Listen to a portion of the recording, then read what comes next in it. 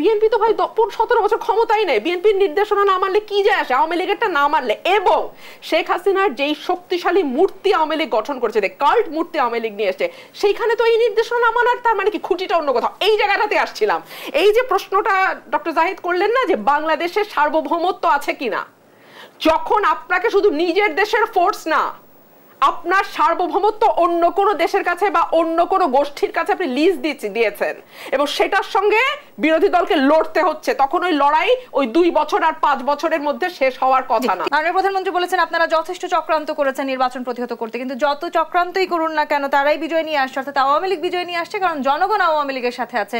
বিএনপির সাথে যদি জনগণ থাকতো তাহলে উপজেলা নির্বাচনে এখনো কেন লিফলেট বিতরণ করতে হচ্ছে? দেখুন, জনগণ কার সাথে আছে সেটা তো আমি দাবি করব আমার সাথে, জর্জ ভাই দাবি করবে জর্জ ভাইয়ের সাথে, নাগরিক ঐক্য থেকে ডক্টর জাহিদ দাবি করবে ডক্টর জাহিদের সাথে আছে। এটা আসলে মাপবার সুষ্ঠু, নির্ভরযোগ্য, গ্রহণযোগ্য আন্তর্জাতিক তো একটা পদ্ধতি আছে, তাই না? একটা নির্বাচন দেন না, এক মাগুরা উপনির্বাচনের পরে 94 থেকে আপনারা সংসদ থেকে বের হয়ে গেলেন, বিএনপির বিরুদ্ধে 2 বছর টানা আন্দোলন করলেন, 96 15 ফেব্রুয়ারি নির্বাচনে অংশ নিলেন না, এবং সেই নির্বাচনের আগে বিএনপি একটি নির্বাচিত সরকার ছিল, আজকের মতো অনির্বাচিত সরকার নয়। বিএনপি ওয়াদা করেছিল যে আমরা একটি সংবিধান সংশোধন করে তত্ত্বাবধায়ক সরকার ব্যবস্থা আনবো, তাই বিএনপি করেছিল এবং ভদ্রভাবে ক্ষমতা পরিবর্তন হয়, নির্বাচন হয়, আওয়ামী লীগ ক্ষমতায় আসে। এখন আপনি এরপরে যখন 2/3 মেজরিটি নিয়ে 2008-এ আসলেন, আপনি মনে করলেন, আর ওয়াদা ভঙ্গ আপনার বহু পুরাতন অভ্যাস, আপনি মনে করলেন না দরকার নাই তো আর এটার সুবিধা তো আমার নিতে হবে। এই সুবিধা নিতে গিয়ে আপনি কনস্টিটিউশনটা চেঞ্জ করলেন, এখানেই শেষ না। আদালতের ঘাড়ে বন্দুক রাখলেন, এখানেই শেষ না।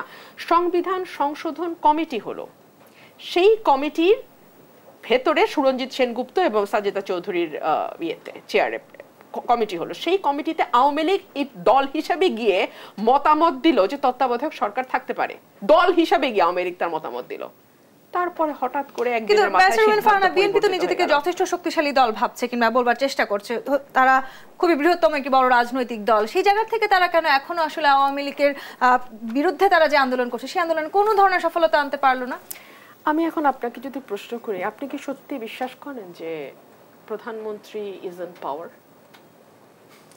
এই প্রশ্ন করতে পারে আমি ভাই, আপনি লাফ দিয়ে গেলে তো এটা তো একটা কারণ আছে ভাই প্রশ্ন করার। আপনি তো আমাকে প্রশ্ন করছেন, তার উত্তরে আমি যখন প্রশ্নটা করলাম ডেফিনেটলি এটা একটা প্রেক্ষাপট আছে। হ্যাঁ, প্রেক্ষাপটটা হলো এই যে প্রধানমন্ত্রী বাংলাদেশে ক্ষমতায় আছে কিনা সেটা একটা প্রশ্ন, বিকজ উপজেলা নির্বাচন তার একটা বড় উদাহরণ। কেন উদাহরণ সেটা ডক্টর জাহিদ কিছুক্ষণ আগে বুঝিয়ে বলেছে, যে 10 জন ওনার মুখ নিঃসৃত নির্দেশনার পরও 10 জন, 10 জন হলে বিএনপি কিন্তু প্রায় 80 জন। বিএনপি তো ভাই 17 বছর ক্ষমতাই নেই, বিএনপির নির্দেশনা না মানলে কি যায় আসে, আওয়ামী লীগেরটা না মানলে। এবং শেখ হাসিনার যেই শক্তিশালী মূর্তি আওয়ামী লীগ গঠন করেছে, কাল্ট মূর্তি আওয়ামী লীগ নিয়ে এসছে, সেইখানে তো এই নির্দেশনা না মানার তার মানে কি খুঁটিটা অন্য কোথাও। এই জায়গাটাতে আসছিলাম।